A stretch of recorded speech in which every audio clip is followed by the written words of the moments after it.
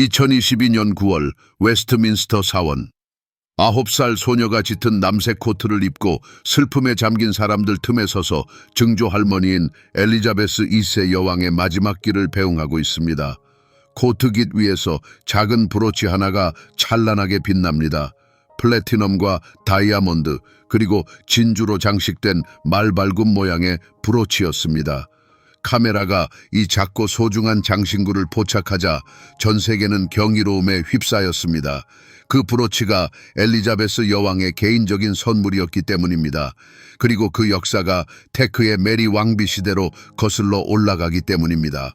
또한 이 어린 공주가 하룻밤 사이에 대부분의 성인 백만장자들의 재산을 뛰어넘는 부의 주인이 되었기 때문입니다. 그녀의 이름은 샬롯입니다. 오늘 우리는 아직 10살도 차에 되지 않은 이 소녀가 어떻게 세계에서 가장 부유한 상속녀가 되었는지, 그녀가 이미 받은 보석들은 무엇이며 미래의 그녀를 기다리는 보물들은 또 무엇인지 이야기할 것입니다. 이 브로치의 역사를 이해하려면 1세기 전으로 거슬러 올라가야 합니다. 20세기 초의 영국 빅토리아 여왕에게서 그녀의 아들 에드워드 7세에게로 왕관이 막 넘어가면서 시대 또한 변모하던 그때입니다. 빅토리아 시대의 엄격함은 에드워드 시대의 화려함으로 자리를 내주었습니다. 여성들은 에도복을 벗어던지고 레이스와 실크로 만든 가벼운 옷을 입기 시작했습니다. 보석상들은 플래티넘이라는 혁명적인 금속을 사용하여 새로운 지평을 열었습니다. 플래티넘은 다이아몬드를 위해 믿을 수 없을 만큼 가늘고 거의 무게가 느껴지지 않는 세팅을 가능하게 했으니까요. 바로 이 시대의 보석에 대한 열정이 전설이 된 여인이 왕좌에 올랐으니 그녀가 바로 테크의 메리 왕비였습니다. 조지 5세 국왕의 배우자였던 그녀는 키 크고 당당한 체격에 흠잡을 데 없는 자세, 그리고 수집가로서의 예리한 안목을 지닌 인물이었습니다. 메리 왕비는 단순히 장신구를 착용하는 것을 넘어섰습니다. 그녀는 고대 문명의 보물을 찾아 나서는 고고학자의 열정으로 보석을 찾아 헤맸습니다. 그녀의 소장품에 있던 모든 브로치, 모든 티아라는 저마다의 이야기와 유래, 그리고 혈통을 가지고 있었습니다. 제1차 세계대전 이후 유럽이 폐허가 되고 러시아의 대공비들이 파리 호텔에서 가문의 다이아몬드를 헐값에 팔아치우던 시기에 메리 왕비는 이 보물들을 사모았습니다. 그녀는 몰락한 귀족들과 재고를 처분하는 보석상들로부터 장신구를 구입했습니다. 하지만 아무거나 사들이지 않았습니다. 오직 자신의 흠잡을 데 없는 취향에 맞는 것, 오직 최고만을 선택했습니다. 말발굽 모양의 브로치가 그녀의 소장품에 등장한 것은 바로 그 시절이었습니다. 정확한 제작 연대는 기록 속에서 사라졌지만 보석상들은 제작 양식을 통해 19세기 말 또는 20세기 초의 작품으로 추정합니다. 고풍스러운 커팅의 다이아몬드가 촘촘히 박힌 플래티넘 바탕에 양쪽 끝에는 2개의 커다란 진주가 자리하고 있습니다. 섬세하지만 요란하지 않고 우아하지만 과장되지 않은 모습, 바로 이런 장신구들을 메리 왕비는 사랑했습니다. 당시 보석 예술에서 말발굽은 단지 행운만을 상징하는 것이 아니었습니다. 그것은 승마의 세계, 귀족적인 여가 생활, 그리고 마구간과 사냥이 있는 시골 저택에서의 삶에 속한다는 표시였습니다. 말 사랑이 대대로 이어지는 왕실 가족에게 이러한 브로치는 너무나 자연스러운 선택이었습니다. 그것은 선택받은 자들만이 이해하는 언어로 속삭였습니다. 메리 왕비가 이 브로치를 직접 주문했는지 아니면 유럽 귀족 중 누군가에게서 사들였는지 정확히 아는 사람은 없습니다. 하지만 왕실 보물궤에 들어온 순간부터 이 브로치는 영국 왕실이 대대로 물려주는 놀라운 유산의 일부가 되었습니다. 티아라와 목걸이들 사이에서 작고 거의 눈에 띄지 않던 이 말발굽 브로치는 끈기 있게 제때를 기다렸습니다. 그 상징성을 진정으로 알아볼 이를 기다렸고, 말들이 단순히 취미가 아닌 평생의 열정이 될 공주를 기다렸습니다. 이 브로치를 손에 들고 있다고 상상해 보십시오. 가장 먼저 느껴지는 것은 예상 밖의 묵직함일 것입니다. 플래티넘은 금보다 밀도가 높아 이토록 작은 장신구조차도 겉보기보다 훨씬 더 무게감이 나갑니다. 차가운 금속은 순식간에 당신의 피부 온도를 머금을 것입니다. 그리고 1세기 전의 거울처럼 반짝이도록 연마된 매끄러운 표면이 손끝에 닿을 것입니다. 이 말발굽 모양은 보석 세공의 정밀함을 담고 있습니다. 단순히 양식화되거나 추상적으로 해석된 것이 아닙니다. 이 브로치를 만든 장인은 실제 말발굽을 분명히 알고 있었을 것입니다. 못을 박는 7개의 구멍, 특유의 곡선, 심지어 말발굽을 생동감 있고 실제처럼 보이게 하는 미묘한 비대칭까지 모든 세부 사항이 선명하게 드러나 있습니다. 플래티넘 바탕은 다이아몬드가 흩뿌려진 주춧돌 역할을 합니다. 48개의 보석은 각각 핀머리보다 크지 않지만 믿을 수 없을 정도로 세심하게 선택되었습니다. 이 다이아몬드들은 유럽식이라고 불리는 구식 커팅 방식을 따르고 있습니다. 현대적인 57개의 면이 아닌 58개의 면을 가지고 있으며 크라운은 더 높고 파빌리온은 더 작습니다. 이 때문에 낮에는 현대적인 보석처럼 눈부신 불꽃을 뿜어내기보다는 부드럽고 거의 기름진 듯한 빛을 발합니다. 그러나 촛불이나 전기 조명 아래에서는 시선을 사로잡는 내면의 불꽃으로 타오릅니다.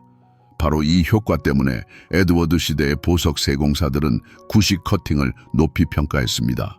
2개의 진주가 말발굽의 끝을 장식하고 있습니다. 크고 완벽하게 둥글며 따뜻한 크림색을 띠고 있습니다. 이는 인간의 개입 없이 조개 안에서 자란 천연 진주입니다.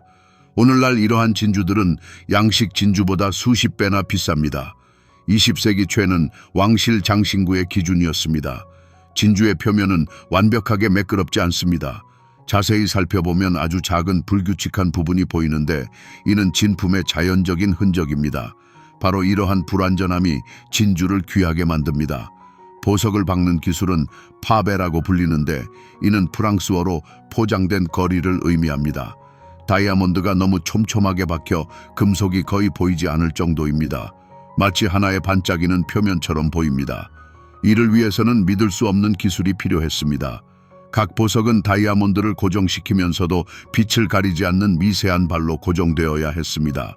이것은 강철 같은 신경과 절대적인 움직임의 정확성을 요구하는 작업입니다. 조각칼 한 번의 잘못된 타격으로 보석이 부서지고 한 달간의 작업이 헛수고가 될 수 있습니다. 브로치 뒷면, 눈에 띄지 않는 곳에는 아주 작은 각인들이 새겨져 있습니다.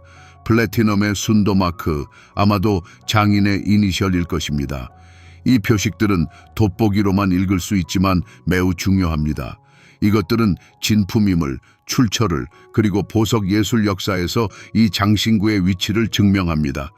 잠금소에는 안전장치가 있는 단순한 핀 형태로 되어 있습니다. 복잡한 메커니즘은 없습니다. 무엇보다 신뢰성이 중요했습니다. 브로치의 전체 길이는 약 4cm이고 폭은 그보다 약간 작습니다. 정식 장신구 기준으로 보면 작지만 바로 이 소박함이 브로치를 다재다능하게 만듭니다. 코트깃, 드레스 칼라, 모재도 착용할 수 있습니다. 이미지를 압도하지 않고 오히려 보완해줍니다. 착용자의 부를 드러내기보다 그녀의 취향과 지위를 속삭입니다. 여기에 에드워드 시대 보석 예술의 모든 철학이 담겨 있습니다. 화려함보다 우아함이 중요하고 크기보다 상징이 중요합니다. 테크의 메리 왕비는 1953년 3월 손녀인 엘리자베스 여왕의 대관식 불과 10주 전에 서거했습니다. 그녀는 26살의 젊은 여성이 웨스트민스터 사원에 들어가 여왕이 되는 날까지 살지 못했습니다. 그러나 그녀는 어떤 재산보다 뛰어난 유산을 남겼습니다. 수백 점의 장신구들, 티아라, 목걸이, 브로치, 팔찌, 각각의 장신구는 역사를 품고 영혼을 담고 있었습니다. 그 보물들의 바닷속에서 작은 말발굽 브로치는 자칫 잊힐 수도 있었습니다. 하지만 엘리자베스 여왕은 그것을 발견했습니다. 아마도 그 안에서 자신과 같은 영혼을 보았기 때문일 것입니다. 어린 시절부터 가족들은 릴리벳 공주라고 불렀던 그녀는 말을 몹시 좋아했습니다. 8살 때 아버지를 졸라 승마를 시작했고 10살이 되기 전 이미 안장에서 훌륭한 자세를 유지했습니다. 15살에는 어떤 전문 조끼보다 품종, 혈통, 훈련에 대해 더 많이 알고 있었습니다. 새로운 여왕이 할머니의 브로치를 처음 착용한 것은 1954년 여름 에스콧 경마 축제에서였습니다. 이는 단순한 사교 모임이 아니었습니다. 로열 에스콧은 지금까지도 영국 승마 시즌의 가장 중요한 행사로 남아 있습니다. 귀족, 기업가, 그리고 단순히 말을 사랑하는 사람들이 5일 동안 한자리에 모이는 자리입니다. 엘리자베스 여왕에게는 순례와도 같았습니다. 통치 기간 중 가장 힘든 시기에도 에스콧을 한 번도 거르지 않았습니다. 그날 여왕은 당시 왕실의 수석 디자이너였던 하디 에이미스가 제작한 우아한 파란색 정장을 입고 나타났습니다. 허리선이 잘록한 재킷, 종아리 중간까지 오는 펜슬 스커트, 그리고 작은 챙이 있는 모자, 재킷 깃 위에서 말발굽 브로치가 반짝였습니다. 멀리 떨어진 사람들에게는 거의 눈에 띄지 않을 정도로 작았지만 가까이 있던 사람들은 그것을 또렷이 볼 수 있었습니다. 햇빛에 반짝이는 다이아몬드를 보았고 그 상징을 보았습니다. 다음 날 신문들은 정장이나 모자에 대해 쓰지 않았습니다. 브로치에 대해 썼습니다. 패션 평론가들은 그 안에 담긴 메시지를 간파했습니다. 1년 전 왕위에 오른 젊은 여왕이 자신의 우선순위를 선언하고 있었습니다. 말은 그녀에게 취미가 아니었습니다. 그것은 열정이었습니다. 그리고 그녀는 왕관을 위해 이 열정을 포기할 의사가 없었습니다. 할머니의 브로치는 하나의 선언문이 되었습니다. 그녀가 어떤 사람인지를 천명하는 메시지였습니다. 그날 이후 말발굽 브로치는 엘리자베스 여왕이 승마 관련 행사에 가장 좋아하는 액세서리 중 하나가 되었습니다. 경마대회, 종마 목장 방문, 더비 스테이크스 우승자 시상식 등 매번 착용했습니다. 브로치는 매번 똑같은 메시지를 전달했습니다. 이곳에는 단순히 여왕이 있는 것이 아니다. 말을 이해하는 여인, 말을 느끼는 여인, 이 세계에 속한 여인이 여기에 있다는 것을 말입니다. 수집가들과 보석 예술 역사가들은 브로치의 등장을 추적하기 시작했습니다. 사진을 찍고 목록을 만들었습니다. 60년대 후반에 이르러 이 브로치는 이미 자체적인 명성을 얻었습니다. 가장 비싸지도 가장 눈에 띄지도 않았지만 가장 개인적인 장신구 중 하나였습니다. 군주의 가면 뒤에 숨겨진 진정한 엘리자베스 여왕의 모습을 드러내는 몇 안 되는 장신구 중 하나였습니다. 엘리자베스 2세 여왕은 70년 동안 통치했습니다. 그 수십 년 동안 그녀는 말발굽 브로치를 100번 이상 착용했습니다. 매번 그 모습은 기록되고 문서화되고 논의되었습니다. 그러나 이 장신구가 특히 큰 의미를 가졌던 순간들도 있었습니다. 단순한 브로치를 역사의 말없는 증인으로 만든 순간들이었습니다. 1977년 즉위 25주년 실버 주빌리였습니다. 공식 행사가 잇따랐지만 엘리자베스 여왕에게 진정한 축제는 샌드링검의 왕실 마구간에서 보낸 하루였습니다. 카메라가 없었고 연설도 없었습니다. 오직 그녀와 마부들 그리고 말들 뿐이었습니다.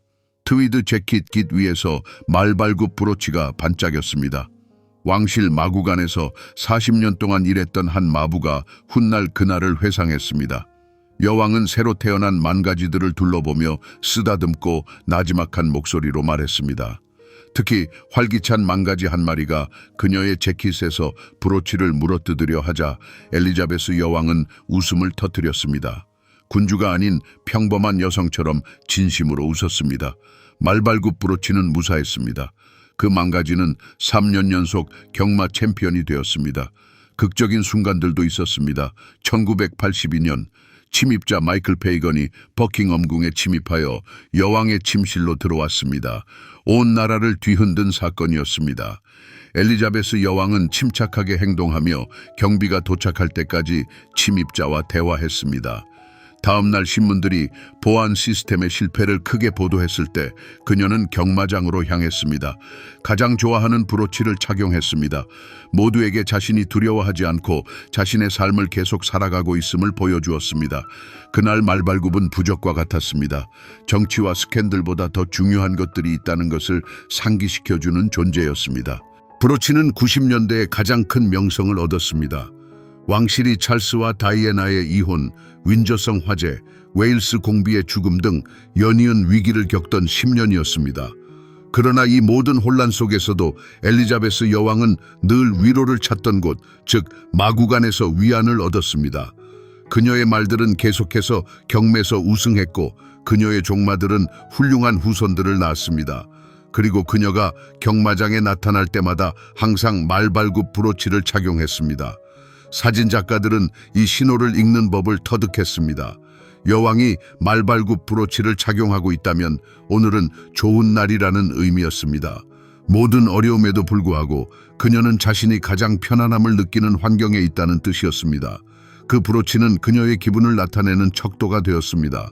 공식적인 가면 뒤에 소박한 기쁨을 가진 살아있는 한 인물이 숨어 있음을 보여주는 지표였던 것입니다. 2000년대 초 무렵 말발굽 브로치는 이미 전설적인 존재였습니다. 블라디미르 티아라나 엘버트 콩이 사파이어 브로치처럼 한눈에 알아볼 수 있을 정도였죠. 하지만 여타 화려한 공식 장신구와 달리 이 브로치는 지극히 사적이고 은밀한 보물이었습니다. 국빈 만찬이나 국가 원수들의 접견 자리에서는 결코 모습을 드러내지 않았습니다. 오직 말과 관련된 행사에서만 볼 수 있었죠. 엘리자베스 여왕이 군주가 아닌 그저 경마를 열렬히 사랑하는 한 여인이 되는 곳에서만요. 전문가들은 엘리자베스 여왕이 70년 재위 기간 동안 이 브로치를 착용한 횟수가 테크의 메리 왕비 소장품 중 어떤 장신구보다도 많았다고 추정했습니다. 심지어 수백만 파운드에 달하는 일부 티아라보다도 더 자주 착용했죠. 왜냐하면 여왕에게 이것은 단순한 보석 그 이상이었기 때문입니다. 그것은 여왕이 그토록 사랑했던 할머니와의 연결고리이자 진정한 열정의 상징이었으며 행운을 가져다주는 부적이기도 했습니다. 그리하여 이 브로치를 다음 세대에 물려줄 때가 왔을 때 엘리자베스 여왕은 누구에게 이 보물이 주어져야 할지 정확히 알고 있었습니다. 자신을 투영할 수 있는 그 아이에게 말이죠. 3살 때부터 조랑말을 태워달라고 졸라대고 말만 봐도 좋아서 소리를 질러대던 어린 소녀에게로요. 2022년 9월 엘리자베스 2세 여왕의 서거는 일반 대중이 쉬이 생각하려 들지 않는 한 가지 메커니즘을 작동시켰습니다. 바로 유산 분할 말입니다. 수백 년에 걸쳐 축적된 수천 점의 장신구들이 새로운 주인을 찾아야만 했죠. 그리고 여기서부터 왕실 가족이 결코 공개적으로 언급하지 않는 일이 시작되었습니다. 바로 보석을 둘러싼 조용한 전쟁이었습니다. 형식적으로는 모든 것이 간단합니다. 국가 소유이며 군주에서 다음 군주로 계승되는 왕실 보석들이 있습니다. 그리고 소유주가 마음대로 처분할 수 있는 개인 소유 장신구들이 있죠. 말발굽 브로치는 이 두 번째 범주에 속했습니다. 엘리자베스 여왕은 누구에게든 이 브로치를 유언으로 남길 수 있었습니다. 그리고 여왕은 샬롯에게 이 브로치를 물려주기로 했습니다. 하지만 이 선택은 여러 의문을 낳았습니다. 엘리자베스 여왕 서거 당시 여왕에게는 4명의 자녀와 8명의 손주 그리고 12명의 증손주가 있었습니다. 왜 하필 샬롯이었을까요? 피터 필립스의 딸이자 장녀 증손녀인 사바나에게는 왜 아니었을까요? 평생 여왕 곁을 지켰던 손녀들인 베아트리스나 유제니는 어땠을까요? 신문들은 이 주제를 조심스럽게 회피했습니다. 하지만 런던의 사교계에서는 소문이 돌았습니다. 편애에 대한 이야기도 있었고 미래의 왕인 윌리엄 왕자가 가문의 유물에 대한 우선권을 가진다는 이야기도 나왔습니다. 케이트 미들턴이 자녀들의 이익을 영리하게 로비했다는 말도 돌았습니다. 특히 해리 왕자 가족 측의 언급은 더욱 신랄했습니다. 비록 공식적으로는 아무도 말을 하지 않았지만 서식스 공작 부부와 가까운 소식통들은 보석 분할이 불공정하다고 암시했습니다. 엘리자베스 여왕의 증손주들인 해리의 자녀 아치와 릴리벳 또한 유산에서 소외되었다는 것이었죠. 고인이 된 여왕의 이름을 딴 소녀 릴리벳에게 말발굽 브로치가 돌아갈 수도 있었다는 말이었습니다. 하지만 릴리벳 다이애나 마운트배튼 윈저는 캘리포니아에 살고 있습니다. 그녀는 영국 경매에 참석하지 않을 것입니다. 경마장에서 왕실을 대표하지도 않을 것이고요. 어쩌면 이것이 엘리자베스 여왕의 선택에 대한 해답일지도 모릅니다. 더욱 어두운 소문들도 있었습니다. 열렬한 승마가이자 승마올림픽 메달리스트인 앤 공주가 이 브로치에 대한 소유권을 주장했다는 이야기도 돌았습니다. 앤 공주와 윌리엄 왕자 사이에 유산 문제로 불쾌한 대화가 오갔다는 소문도 있었죠. 새로운 국왕인 찰스 3세가 개입하여 어머니의 유지를 확인해야만 했다는 말도 나왔습니다. 이러한 소문들에 대한 증거는 없습니다. 버킹엄 궁은 침묵을 지키고 있습니다. 하지만 이런 이야기가 존재한다는 사실 자체가 이 작은 장신구가 얼마나 귀중한 것이었는지를 보여줍니다. 아주 기상천외한 전설도 있습니다. 전해지는 바에 따르면 이 브로치는 진정으로 말을 사랑하는 사람에게만 행운을 가져다 준다고 합니다. 몇 번인가 승매무관심한 여성들이 이 브로치를 착용했을 때 불운한 일이 발생했다고 하죠. 낙마사고, 부상, 그리고 스캔들 같은 것 말입니다. 물론 이것은 미신입니다. 하지만 흥미로운 점은 엘리자베스 여왕이 살아생전 이 브로치를 그 누구에게도 선물하지 않았다는 것입니다. 심지어 딸인 앤에게도 착용을 허락하지 않았죠.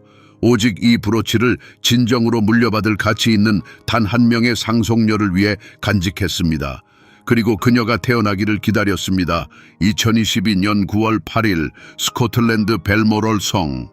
엘리자베스 2세 여왕이 96살의 나이로 가족에 둘러싸여 영면했습니다. 이 소식은 단 몇 분 만에 전 세계로 퍼져나갔고 한 시대가 막을 내렸습니다. 70년의 통치, 70년의 역사, 그리고 여왕과 함께 왕정이 흔들림 없고 영원하며 변치 않을 것처럼 보이던 시절도 저물었습니다. 열흘간의 국가 애도 기간, 벨모럴에서 에든버러로, 다시 에든버러에서 런던으로 이어지는 장례 행렬. 수십만 명의 사람들이 자신들의 삶 속에서 변치 않는 존재였던 여왕에게 마지막 인사를 전하기 위해 길을 따라 늘어섰습니다. 대부분의 영국인에게 여왕은 그들이 알던 유일한 군주였습니다. 엘리자베스 없는 세상은 상상조차 불가능하게 느껴졌지만 결국 도래했습니다. 9월 19일 장례식 날, 웨스트민스터 사원은 발 디딜 틈 없이 가득 찼습니다.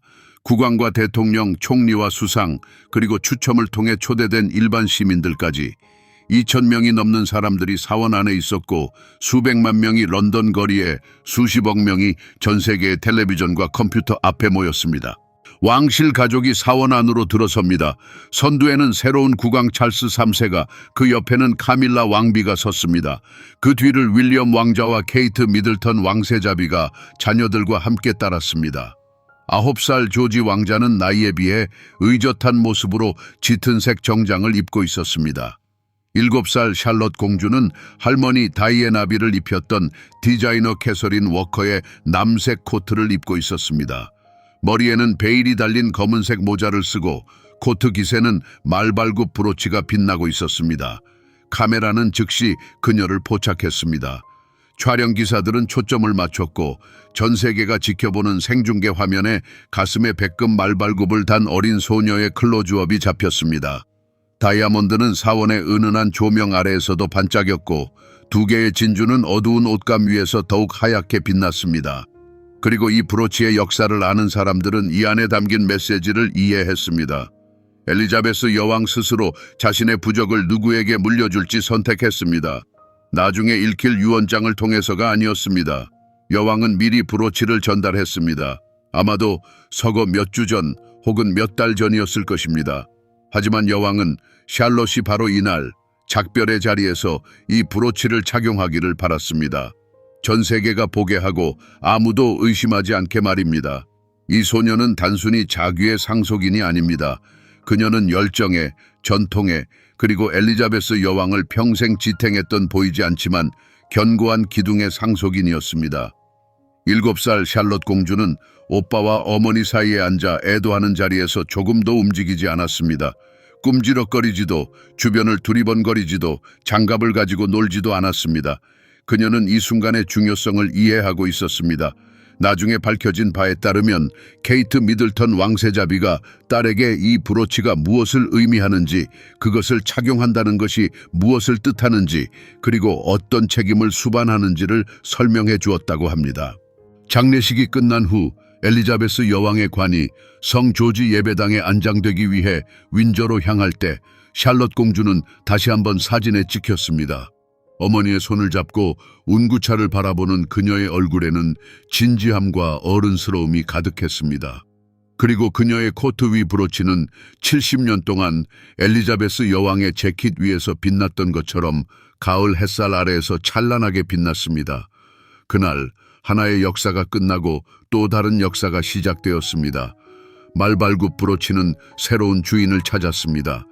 샬럿 공주가 진정한 티아라와 목걸이를 착용할 수 있게 되려면 아직도 오랜 세월을 기다려야 하겠지만 이 작은 브로치는 이미 그녀를 살아있는 역사의 일부로 만들었습니다. 테크의 메리 왕비 시대로 거슬러 올라가는 전통의 일부로 말입니다. 바통은 전달되었습니다. 증조 할머니는 증손녀에게 가장 소중한 것을 재정적으로 가장 가치 있는 것이 아닌 가장 개인적이고 가장 중요한 것을 주었습니다. 2024년 6월 런던 국왕의 탄신일 18세기에 뿌리를 둔 연례 군사 의례인 트루핑 더 컬러 퍼레이드, 수천 명의 붉은 제복을 입은 병사들, 군악대, 근위 기병대, 그리고 버킹엄 궁전 발코니에 나타나 군중에게 손을 흔드는 왕실 가족. 이 퍼레이드는 특별했습니다. 몇 달간의 공개석상 부재 이후 케이트 미들턴 왕세자비가 처음으로 모습을 드러냈기 때문입니다. 웨일스 공주는 치료를 받고 있었고 전 세계는 그녀가 언제 공식 업무로 복귀할지 추측했습니다. 그녀의 등장은 그야말로 센세이션이었습니다. 제니 팩햄의 우아한 흰색 드레스, 검은색과 흰색 리본이 달린 넓은 책모자, 흠잡을 데 없는 미소, 그리고 그 옆에는 자녀들 조지, 샬럿, 루이가 함께했습니다. 9살 샬럿 공주는 연한 푸른색 드레스를 입고 있었습니다.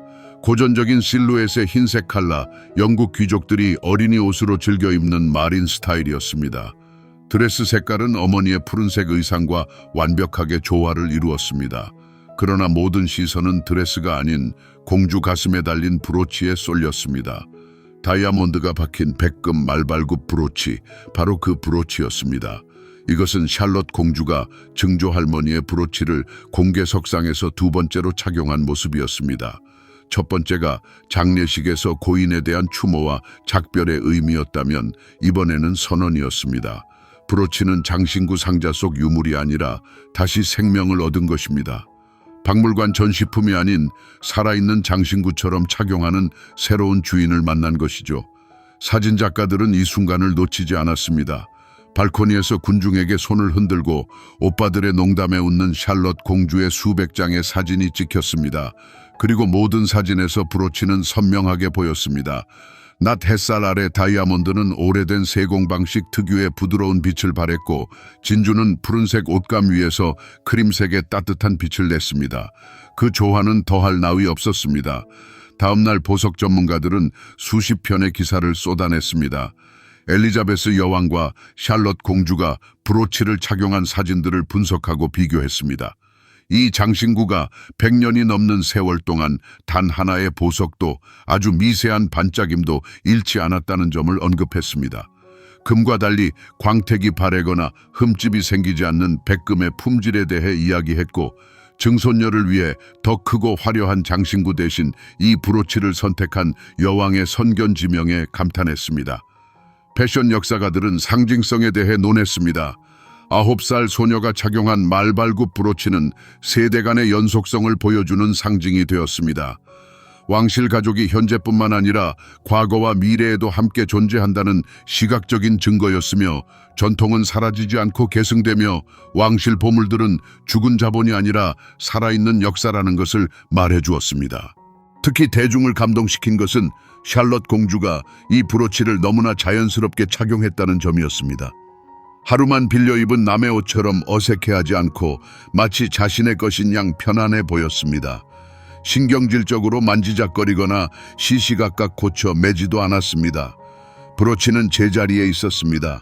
마치 항상 그곳에 있었던 것처럼요. 마치 이 드레스와 함께 태어난 것처럼 말입니다. 퍼레이드 후 빅토리아 앨버트 박물관에서 초대장이 왔습니다. 큐레이터들은 계획 중인 왕실 장신구 전시에 브로치를 포함할 수 있는지 허락을 구했습니다. 테크의 메리 왕비, 가족의 다른 보물들과 함께 전시할 것을 제안했습니다. 그러나 버킹엄 궁전은 정중히 거절했습니다. 브로치는 공주의 개인 소장품으로 남을 것입니다.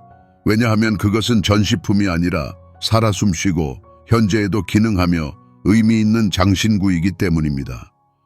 감정 전문가들은 브로치의 현재 가치를 추정하려 했습니다. 보석과 금속 자체의 가치는 약 8,000파운드였지만 출처, 소유 이력, 세대에 걸친 왕비들과의 연관성이 그 가치를 수십 배로 증폭시켰습니다. 개인 경매에서 이와 유사한 물건은 최소 40만 파운드에 팔렸을 것입니다. 만약 수집가들 사이에 입찰 전쟁이 벌어졌다면 50만 파운드까지도 가능했을 것입니다. 그러나 진정한 가치는 숫자에 있지 않았습니다. 브로치는 제자리로 돌아왔습니다. 드레스깃 위에, 퍼레이드에서, 대중 앞에서. 엘리자베스 여왕이 그랬던 것처럼 말을 열렬히 사랑하고 어른들의 경매에 참여할 수 있는 날을 학수고대하는 한 소녀의 손에 말입니다.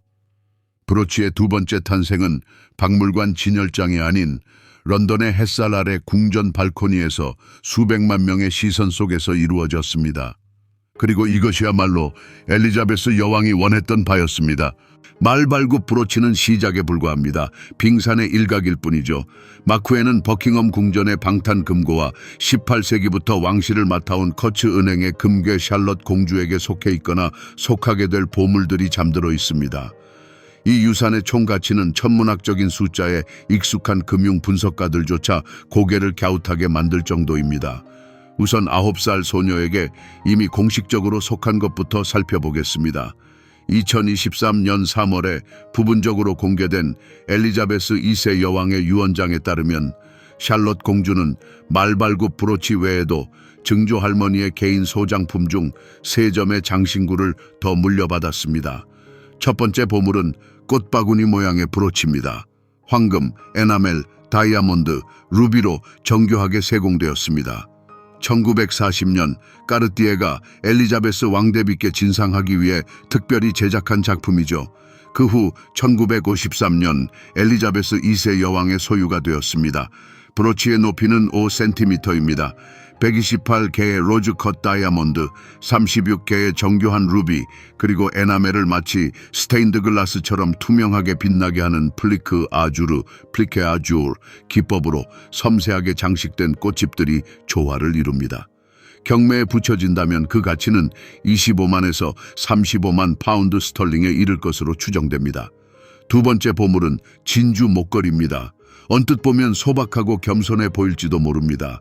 지름이 8에서 9mm에 달하는 완벽한 크기의 진주 49개로 이루어져 있죠. 그러나 이 진주들은 20세기 초 페르시아만의 깊은 바다에서 채취된 천연 진주입니다. 제2차 세계대전 이전에는 이처럼 고품질의 천연 진주가 다이아몬드보다 훨씬 귀하게 대접받았습니다. 오늘날 이 정도 품질의 천연 진주 한 알은 10,000에서 15,000 파운드의 가치를 지닙니다. 이 진주가 49개라는 사실을 떠올려 보세요. 이 진주 목걸이의 최소 가치는 49만 파운드에 달합니다. 여기에는 왕실의 유서 깊은 내력은 아직 반영되지도 않았습니다. 세 번째 보물은 아쿠아마린 펜던트 한 쌍입니다. 각각 22캐럿에 달하는 이 보석들은 브라질산 아쿠아마린 특유의 맑고 순수한 푸른빛을 발산합니다. 에메랄드 컷, 즉 계단식으로 정교하게 커팅되어 보석의 투명한 아름다움을 한층 돋보이게 합니다. 플래티넘 세팅에 작은 다이아몬드가 섬세하게 박혀 있습니다. 이 귀걸이는 메리 여왕의 소유였고 이어서 엘리자베스 여왕에게 전해졌죠. 이제 샬럿 공주의 차지가 될 것입니다. 샬럿 공주가 자라 이 귀걸이를 착용할 수 있게 되면 그 가치는 한 쌍에 최소 18만 파운드를 호가할 것입니다. 지금까지 확인된 엘리자베스 여왕으로부터의 유산만 해도 약 120만 파운드 스털링 상당의 보석류가 됩니다. 하지만 이것은 시작에 불과합니다. 왜냐하면 또 다른 계보의 유산이 남아있기 때문이죠. 좀 더 섬세하고 어쩌면 더 가슴 아픈 유산 말입니다. 바로 다이애나 비의 보석들입니다. 다이애나 비가 1997년 세상을 떠났을 때 그녀의 개인 보석 컬렉션은 700만 파운드로 평가되었습니다. 유언에 따라 모든 보석은 그녀의 아들인 윌리엄 왕자와 해리 왕자에게 그리고 그들을 통해 그들의 아내와 자녀들에게 계승되도록 되어 있었습니다. 2010년 윌리엄 왕자가 케이트에게 프로포즈할 때 그는 다이애나 비의 유명한 사파이어 반지를 선물했습니다. 스리랑카산 12캐럿 타원형 사파이어를 14개의 다이아몬드가 촘촘히 둘러싸고 있는 형태입니다. 오늘날 이 반지의 가치는 약 38만 5천 파운드에 이릅니다. 하지만 다이애나 비의 컬렉션에는 또 다른 보물들이 숨어 있었습니다. 바로 그녀의 가문을 대표하는 보석, 스펜서 티아라입니다. 황금과 은, 다이아몬드가 어우러져 잎사귀와 튤립 꽃다발을 형상화한 화려한 작품이죠. 이 티아라는 스펜서 가문의 소유이지만 전통적으로 가문의 신부들이 결혼식 날 착용하는 것으로 유명합니다.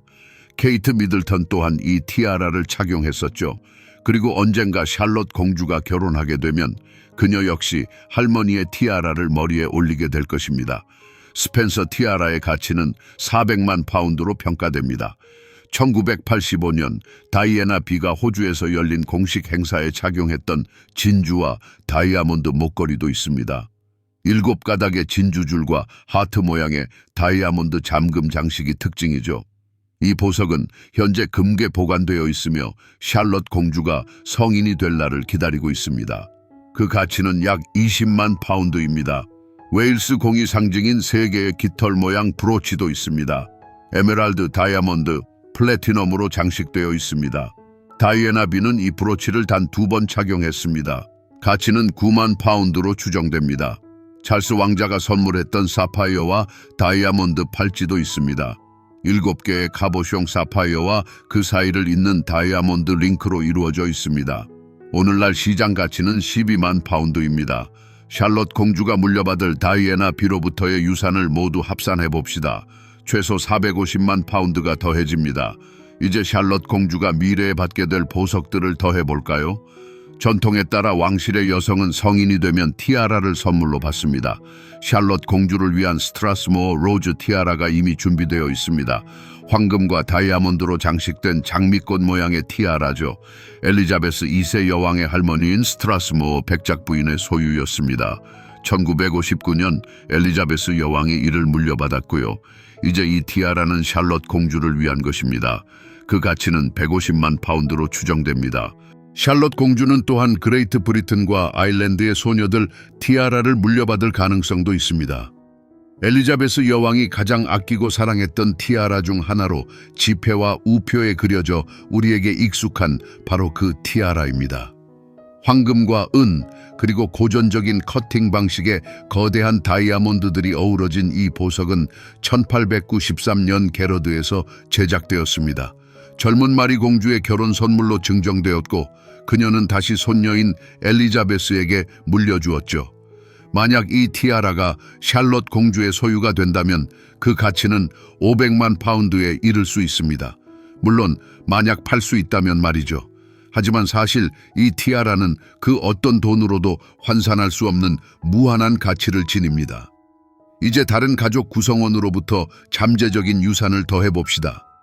자체적으로도 엄청난 컬렉션을 소유한 카밀라 왕비, 그리고 소박한 모습 뒤에 수백만 파운드 상당의 보석을 간직하고 있는 앤 공주로부터의 유산도 있습니다. 어머니 쪽인 미들턴 가문의 숙모들과 증조 할머니들에게도 가족 대대로 전해지는 보석들이 있죠. 비록 왕실만큼 화려하진 않더라도 말입니다. 샬롯 공주가 21살이 되어 성년이 되는 시점에는 그녀의 개인 보석 컬렉션이 최소 1,500만 파운드 스털링에 달할 것입니다. 30살이 되어 모든 유산을 물려받고 혈통 공주로서 왕실의 귀중한 보물들에 접근하게 될 때 이 금액은 2배로 뛸 수도 있습니다. 하지만 중요한 것은 비단 보석만이 아닙니다. 샬롯 공주는 왕실 자산의 일부도 상속받게 됩니다. 현재 그녀의 아버지에게 속한 코널 공장령의 재산과 엘리자베스 여왕이 증손주들을 위해 마련한 기금, 그리고 왕실이 명의자들을 통해 보유하고 있는 기업들의 주식까지 말입니다. 2023년 포브스 잡지의 계산에 따르면 샬롯 공주의 순자산은 이미 50억 달러에 달하는 것으로 추정됩니다. 이것은 현금으로 바로 전환할 수 있는 유동자산은 아닙니다. 그녀의 미래 자산, 자귀, 그리고 이름이 가진 브랜드 가치를 추정한 금액이죠. 하지만 이 모든 재정적 연금수를 배제하고 실질적인 자산, 즉 부동산, 보석, 투자만을 따져도 샬롯 공주는 이미 백만장자입니다. 9살이라는 어린 나이에 말이죠. 비교를 해볼까요? 비욘세와 제이지의 딸인 블루 아이비 카터는 약 5억 달러로 평가됩니다. 킴 카다시안의 딸 노스 웨스트도 비슷한 수준이고요. 스페인의 레오노르 공주는 약 2천만 달러 정도입니다. 하지만 샬럿 공주는 이들 모두를 뛰어넘습니다. 그녀는 단순히 부유한 가문의 상속인이 아니기 때문입니다. 그녀는 1000년 이상의 역사를 지닌 제국의 상속인입니다. 수세기에 걸쳐 보물들을 축적해온 제국의 말입니다. 이 모든 이야기는 작은 플래티넘 편자 브로치에서 시작되었습니다. 검은색 코트 깃에 달린 그 작은 장식에서 말이죠. 2024년 6월 21일 아침 트루핑 더 컬러 퍼레이드가 끝난 지 48시간 후 영국의 주얼리 하우스 아스프레이가 공식 성명을 발표했습니다. 회사는 왕실 스타일의 영감을 받은 편자 모양의 브로치 컬렉션을 선보였죠. 은, 백금, 플래티넘 등 소재에 따라 가격은 900에서 5,000 파운드 사이였습니다. 합리적인 가격에 스와로브스키 크리스털 버전과 프리미엄급의 진짜 다이아몬드 버전도 있었습니다. 일주일 만에 컬렉션은 전량 매진되었습니다. 대기자 명단에는 2,300명이 넘는 이름이 올랐죠. 아스프리는 서둘러 두 번째 시리즈를 출시했습니다. 그리고 세 번째까지 이어졌습니다. 2024년 여름이 끝날 무렵 영국 내 주얼리 편자 판매량은 전년 대비 312%나 급증했습니다. 9살 소녀의 사진 한 장이 불러온 효과였습니다. 하지만 아스프리만이 아니었습니다. 중국 공장들은 저렴한 모조품으로 시장을 장악했습니다.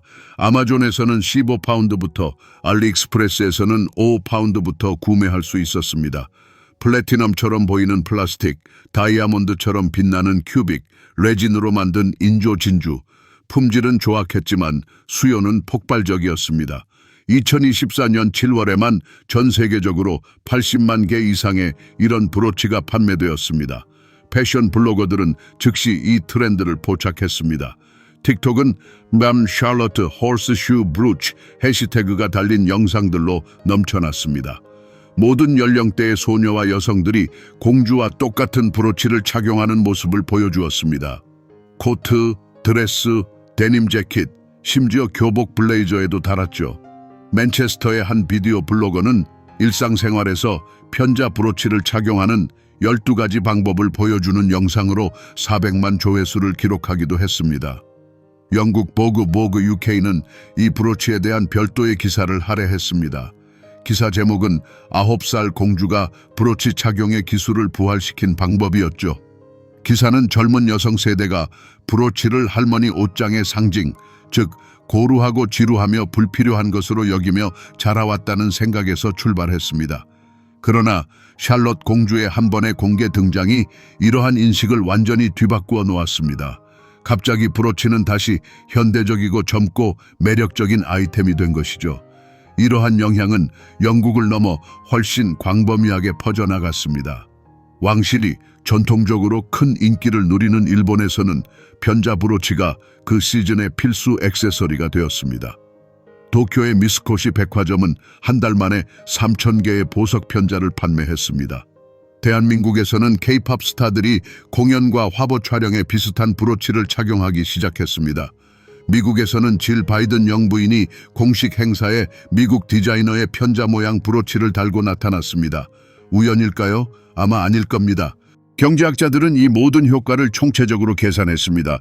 케이트 미들턴의 브랜드 영향력은 매년 약 10억 파운드로 추정됩니다. 그녀가 대중 앞에서 입는 모든 드레스는 몇 시간 안에 매진되고 모든 핸드백은 베스트셀러가 됩니다. 그런데 9살의 샬럿 공주가 이미 그의 버금가는 영향력을 보여주고 있는 것입니다. 브랜드 파이낸스의 계산에 따르면 이 소녀는 2024년 여름 단 3개월 동안 브로치 판매만으로 영국 주얼리 산업에 120만 파운드의 수익을 안겨주었습니다. 단 하나의 액세서리가 말입니다. 사회학자들은 새로운 귀족주의 현상에 대해 이야기하기 시작했습니다. 수십 년간 스트리트 패션, 운동복, 그리고 수천 달러짜리 운동화가 지배하던 시대가 지나고 젊은 세대는 갑자기 고전적인 우아함과 역사를 지닌 아이템에 끌리기 시작했습니다. 샬럿 공주의 브로치는 이러한 전환의 상징이 되었습니다. 단순히 무작위로 선택된 다이아몬드 세트가 아닙니다. 120년 된 장신구, 증조 할머니가 착용했던 것, 그리고 세대에 걸친 왕실 여성들의 기억을 담고 있는 보석인 것입니다. 소셜미디어에는 오직 공주의 보석만을 다루는 계정들이 등장했습니다. Charlotte Jewels는 2달 만에 20만 명의 팔로워를 모았습니다. 소녀의 모든 사진, 모든 공개 등장이 픽셀 단위로 분석되었습니다. 어떤 브로치를 착용했는지, 드레스와 어떻게 어울리는지, 그것이 무엇을 의미할 수 있는지 등 말입니다. 왕실 보석 추적이라는 완전히 새로운 장르가 탄생한 것입니다. 박물관들은 놀랍도록 빠르게 반응했습니다. 런던의 빅토리아 앤 앨버트 박물관은 브로치, 빅토리아 시대부터 샬롯 시대까지라는 임시 전시회를 개최했습니다. 전시는 빅토리아 시대의 에도 브로치부터 현대적인 디자이너의 실험작에 이르기까지 이 유형의 장신구 역사 150년을 아울렀습니다. 중앙 전시물은 왕실 브로치에 헌정되었습니다. 편자 브로치를 한 엘리자베스 여왕의 사진, 다른 보석을 착용한 테크의 메리 여왕의 사진, 그리고 물론 트루핑 더 컬러 퍼레이드에 참석한 샬롯 공주의 사진이 전시되었습니다. 전시는 3달 동안 진행될 예정이었으나 8달로 연장되었습니다. 40만 명이 넘는 사람들이 방문했습니다. 패션 기득권층의 비평가들은 이 현상에 회의적인 시각을 보였습니다. 그들은 이것이 조작이며 버킹엄 궁전이 9살 소녀를 홍보 목적으로 의도적으로 이용하고 있다고 주장했습니다. 증조 할머니의 장례식에서 착용한 브로치가 냉소적인 홍보 전략이며 윈저 왕조가 왕실에 대한 관심을 유지하기 위해 아이들을 착취하고 있다는 비판도 있었습니다. 어쩌면 이러한 비판에도 일말의 진실은 있을지 모릅니다. 왕실은 대중적 이미지 문제에 있어서 결코 순진하지 않았습니다. 모든 공개 등장은 계산되었고 의상의 모든 세부 사항은 우연이 아니었을 것입니다. 하지만 그렇다고 해서 진정성을 완전히 부정할 수는 없습니다. 샬롯 공주는 정말로 말을 좋아합니다. 정말로 증조 할머니와 가까웠습니다. 그리고 물려받은 유산을 진심으로 소중히 여깁니다. 그녀의 드레스에 달린 브로치는 단순히 홍보가 아닙니다. 그것은 가족 역사와의 생생한 연결고리입니다. 2024년 말 샬롯 공주는 타임지 선정 세계에서 가장 영향력 있는 패션계 인물 탑10에 이름을 올렸습니다. 목록에 있는 유일한 아이였습니다. 소셜미디어 계정을 가지고 있지도 않고 인터뷰를 하지도 않으며 광고 계약을 맺지도 않은 채 업계에 영향을 미치는 유일한 인물이었죠. 그저 존재하고 물려받은 것을 착용하며 그저 자신으로서 존재함으로써 말입니다. 작고 반짝이는 다이아몬드 백금 편자 브로치가 참으로 경이로운 여정을 걸어왔습니다. 메리 왕비의 개인 소장품에서 시작하여 70년간 엘리자베스 여왕의 재킷을 장식하고 이제는 9살 소녀의 드레스 라펠 위에서 빛나기까지. 이 여정의 매 순간마다 이 브로치는 자신을 둘러싼 현실의 풍경마저 바꾸어 놓았습니다. 어려운 시절 여왕을 위로하는 다정한 벗이 되기도 했고 열정의 상징으로 타오르기도 했으며 시대를 초월한 스타일의 아이콘으로 자리매김했습니다. 나아가 전 세계 수백만 여성들에게 오랫동안 잊혔던 브로치 착용의 미학을 다시금 일깨우는 계기가 되었습니다. 그러나 이 모든 것은 이제 막 시작된 이야기에 불과합니다. 샬롯 공주는 이제 겨우 9살, 그녀 앞에는 수십 년의 세월이, 수백 번의 공식 석상이, 수천 장의 사진이 펼쳐져 있습니다. 이 브로치는 그녀의 결혼식에도, 아버지의 대관식에도, 그리고 그녀 자신의 아이들이 태어나는 순간에도 함께할 것입니다. 새로운 시대에, 새로운 세기의 산증인이 될 테지요. 그리고 샬롯이 할머니가 되는 날, 그녀는 이 아름다운 편자를 자신의 후계자에게 물려줄 것입니다. 그리하여 이 이야기는 또다시 새로운 장을 열겠지요. 진정한 보물은 세월의 흐름 속에 낡아 없어지지 않으니까요.